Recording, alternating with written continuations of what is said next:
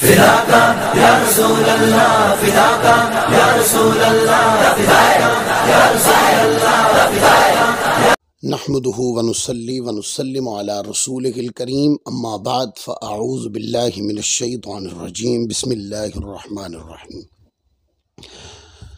سلسلہ سوال و جواب کے اندر آج جو ہمارے پاس سوال ہے وہ یہ ہے کہ بعض لوگ کہتے ہیں کہ حضور علیہ الصلوۃ والسلام کی جو ولادت ہے وہ 12 ربیع الاول کو نہیں ہوئی، اور وہ ربیع الاول کے علاوہ 8 ربیع الاول یا 2 ربیع الاول یا اس کے علاوہ تاریخیں وہ بیان کرتے ہیں اور اس پر زور بھی دیتے ہیں۔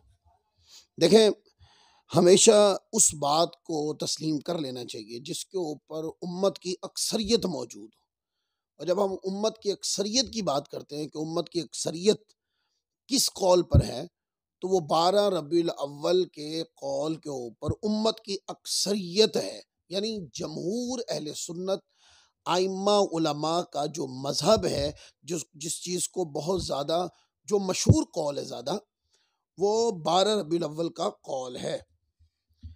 اس کے اوپر بڑے بڑے نام تاریخ کے اندر اٹھا کر اگر دیکھیں نا، میں بڑے بڑے نام پڑھ دیتا ہوں، باقی چھوٹے نام اس کے علاوہ وہ سارے کے سارے جو ہے نا، آپ کو کثرت کے ساتھ یہ چیزیں آپ کو ملیں گی۔ چونکہ یہ سبجیکٹ ہے سیرت اور تاریخ کی کتاب کا، اس لیے میں آپ کو زیادہ حوالے سیرت کے دوں گا، زیادہ آپ کو تاریخ کی کتابوں کے دوں گا۔ باقی شارحین کی کتابوں میں آ جائیں، مفسرین کی کتابوں میں آ جائیں، ایک جمع غفیر ملے گا کہ جو کہے گا کہ حضور علیہ الصلوۃ والسلام کی ولادت باسعادت 12 ربیع الاول کو پیر شریف والے دن ہوئی۔ سب سے پہلا قول میں پاک و ہند کے مسلمانوں کے لیے یہ بیان کر رہا ہوں کہ جس شخصیت کے اوپر سارے مانتے ہیں، یعنی کہ جتنے بھی مکاتب فکر ہیں وہ تقریباً اس شخصیت کے اوپر، جن کا نام محقق علی الاطلاق شیخ عبدالحق محدث دہلوی رحمۃ اللہ علیہ ہے، یعنی کہ سب ان کی شان علم کو مانتے ہیں۔ تو ان کی کتاب جو میرے ہاتھ میں ہے، یہ کتاب ہے مدارج النبوت، آپ اس کا حوالہ سکرین پہ دیکھ بھی رہے ہیں۔ اس کے اندر آپ آقا علیہ الصلوۃ والسلام کی ولادت طیبہ کا بتاتے ہیں کہ کس تاریخ کو ہوئی۔ آپ فرماتے ہیں اچھی طرح سمجھ لو، اکثر مورخین اور ارباب سیر یعنی سیرت کی کتابیں لکھنے والے ائمہ کا موقف یہ ہے کہ حضور علیہ الصلوۃ والسلام کی ولادت یعنی پیدائش عام الفیل کے 40 یا 50 روز بعد، اور یہ دوسرا قول تمام سے زیادہ صحیح اور مشہور ہے کہ ربیع الاول شریف کا مہینہ تھا اور 12 تاریخ تھی۔ بعض علماء نے اس قول پر اتفاق کا دعویٰ کیا ہے، یعنی جمہور علماء کا اسی قول پر اتفاق ہے۔ پھر ایک بہت بڑا نام تاریخ کا امام ابو بکر ابن ابی شیبہ رحمۃ اللہ علیہ صاحب مصنف، آپ نے ایک قول لکھا ہے صحابہ کرام سے جس میں 12 ربیع الاول کا ذکر آ گیا ہے، اور یہ قول حضرت سعید بن منہا اور حضرت جابر اور حضرت ابن عباس رضی اللہ تعالیٰ عنہ سے روایت ہے۔ یہ میرے دوست بڑی توجہ سے اس بات کو سمجھیے گا، اور اس کے اندر یہ ہے کہ حضرت سید عالم صلی اللہ علیہ وآلہ وسلم عام الفیل پیر کے دن 12 ربیع الاول شریف کو جلوہ فرما ہوئے، اور پھر آگے فرماتے ہیں کہ جمہور محققین اہل اسلام کے نزدیک یہی زیادہ مشہور اور معتبر ہے۔ علامہ ابو بکر ابن ابی شیبہ رحمۃ اللہ علیہ کا یہ جو قول ہے کہ انہوں نے حضرت عبداللہ بن عباس سے اور حضرت جابر بن عبداللہ سے اور حضرت سعید بن منہا سے جو یہ قول لکھا ہے، اس کو نقل کیا ہے علامہ ابن کثیر رحمۃ اللہ علیہ نے اپنی سیرت ابن کثیر البدایہ والنہایہ کے اندر۔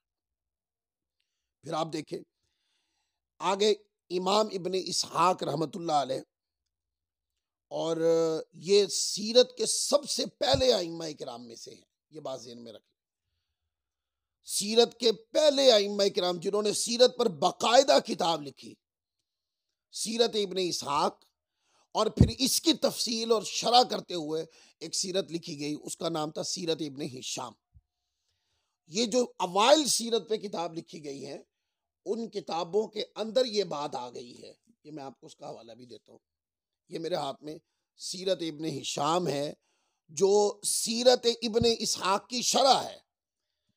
تو اسی کتاب کے اندر سے میں آپ کو یہ پڑھ کے سنا دیتا ہوں. اس کی جلد نمبر 1 ہے، یہ ذہن میں رکھ لیں. یہ ادارہ ضیاء القرآن کی چھپی ہوئی ہے. اس کی جلد نمبر 1 ہے اور اس کا صفحہ نمبر 351 ہے. صفحہ نمبر 351 آقا علیہ الصلوۃ والسلام کی ولادت کی بات ہو رہی ہے. تو علامہ ابن ہشام علامہ ابن اسحاق یعنی محمد بن اسحاق سے روایت کرتے ہیں. لہذا 2 کتابیں اٹھا لیں، سیرت ابن ہشام اور سیرت ابن اسحاق، جو اوائل سیرت کی کتابیں ہیں، اٹھا کے پڑھ لیں. ان کے اندر ایک ہی قول نظر آئے گا، اور وہ کیا؟ علامہ ابن ہشام کہتے ہیں میں نے محمد بن اسحاق، جنہوں نے سیرت پہ سب سے پہلی کتاب لکھی، ان سے روایت کرتے ہیں کہ حضور علیہ الصلوۃ والسلام بروز پیر 12 ربیع الاول عام الفیل کو اس دنیا میں جلوہ فروز ہوئے. یعنی کہ سیرت کے سب سے پہلے سیرت نگاروں میں بھی یہی قول معروف اور مشہور تھا، جس کے اندر یہ آقا علیہ الصلوۃ والسلام کی ولادت طیبہ 12 ربیع الاول لکھی گئی. پھر آگے چلیں. امام ابو الفتح الشافعی الاندلسی، وہ اپنی کتاب عیون الاثر کے اندر آقا علیہ الصلوۃ والسلام کی ولادت طیبہ 12 ربیع الاول کو لکھتے ہیں. پھر علامہ عبد الرحمن ابن الجوزی، آپ الوفا کے اندر آقا علیہ الصلوۃ والسلام کی ولادت طیبہ 12 ربیع الاول کو آپ نے تحریر فرمائی.